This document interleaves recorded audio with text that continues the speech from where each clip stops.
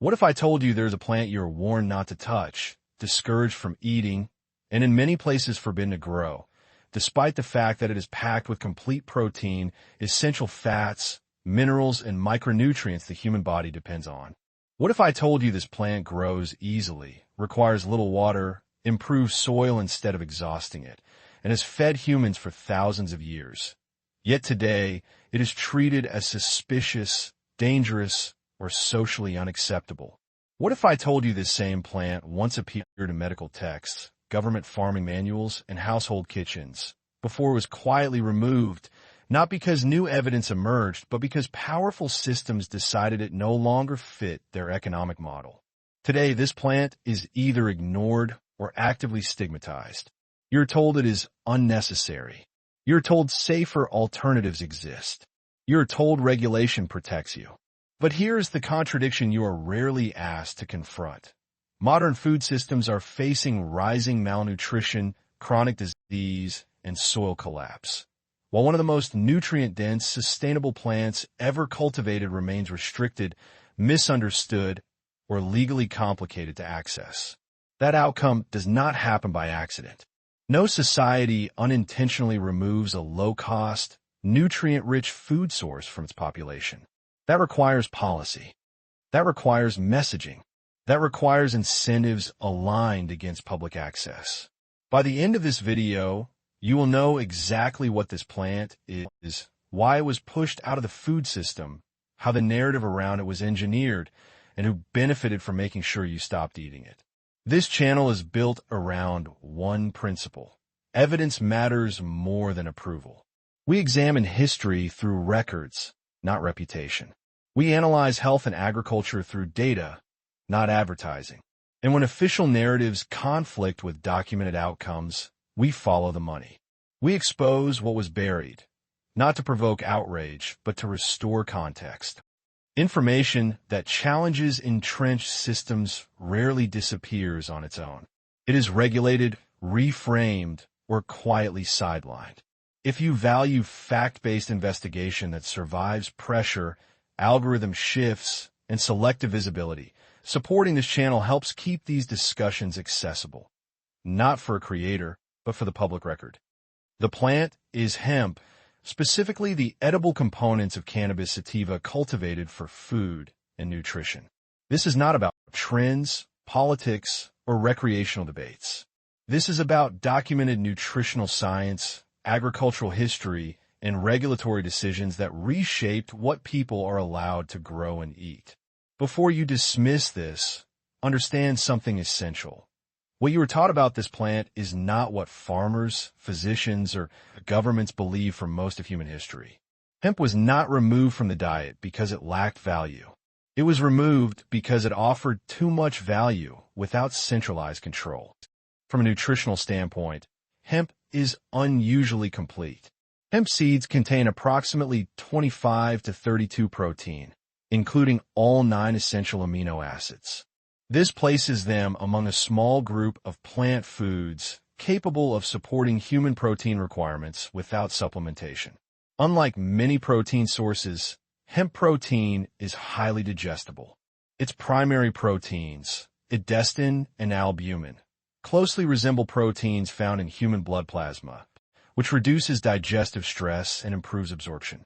Hemp seeds are also rich in omega-3 and omega-6 fatty acids in a ratio associated with reduced inflammatory response, iron, accompanied by magnesium and zinc, which support proper utilization, B vitamins essential for energy metabolism and nervous system function, vitamin E, a lipid-soluble antioxidant critical for cellular protection unlike fortified foods. Hemp delivers these nutrients in their natural biological context. No synthetic enrichment is required. From a functional perspective, hemp competes directly with processed protein powders, omega-3 supplements, industrial seed oils, animal-based protein systems, dependent on antibiotics and feed inputs. It is cheap to grow, resilient to climate variability, and scalable at both household and agricultural levels. That combination, nutritional density, low input cost, and independence from proprietary systems, makes it difficult to monopolize. If hemp is this nutritious, this accessible, and this efficient, why was it removed from the food system, banned from cultivation, or discredited as a viable dietary source? Why was it not improved, standardized, and integrated into modern nutrition? Why were people encouraged to forget it?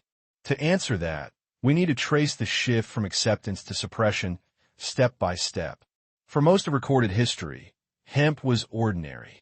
In ancient China, hemp seeds were consumed as food and used in medicinal preparations. In India, hemp appeared in traditional diets and pharmacology.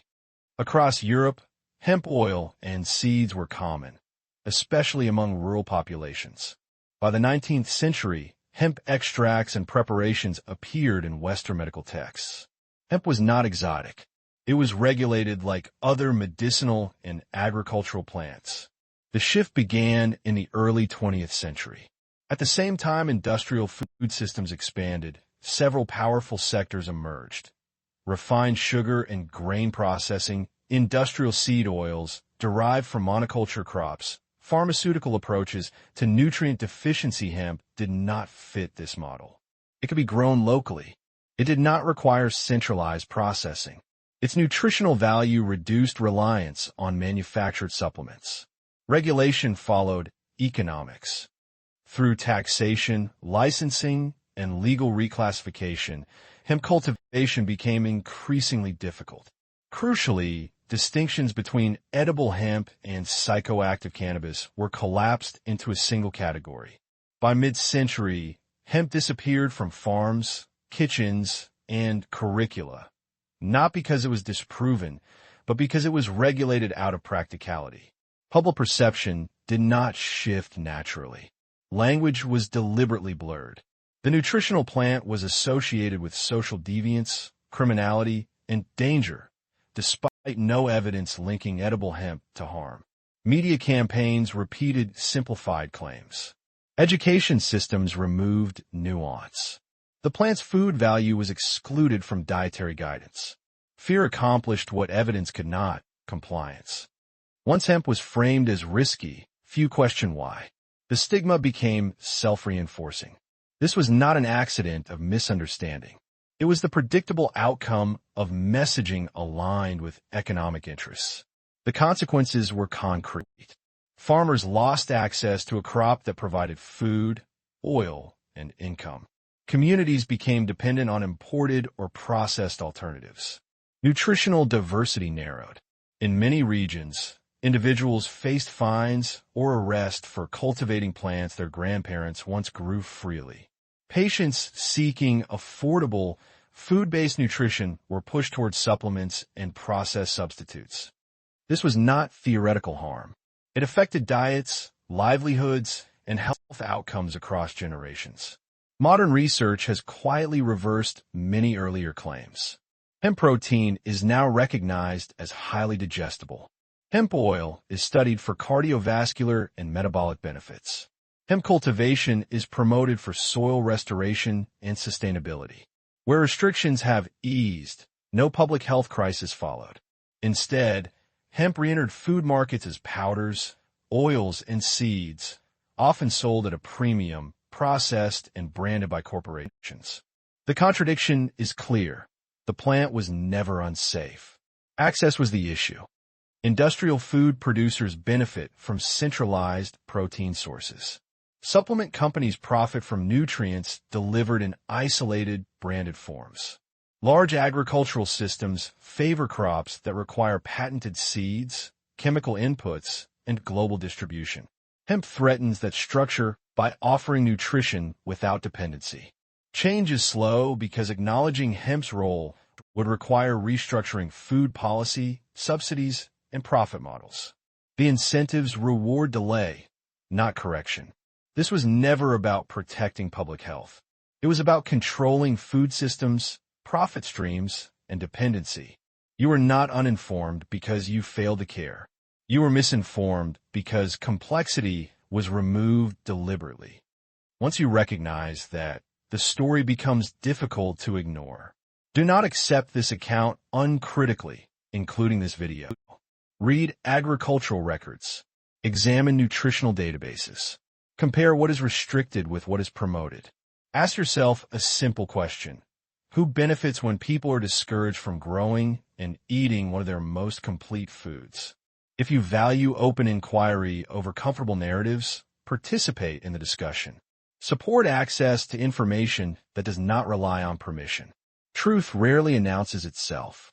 It survives through those willing to examine what was quietly taken away.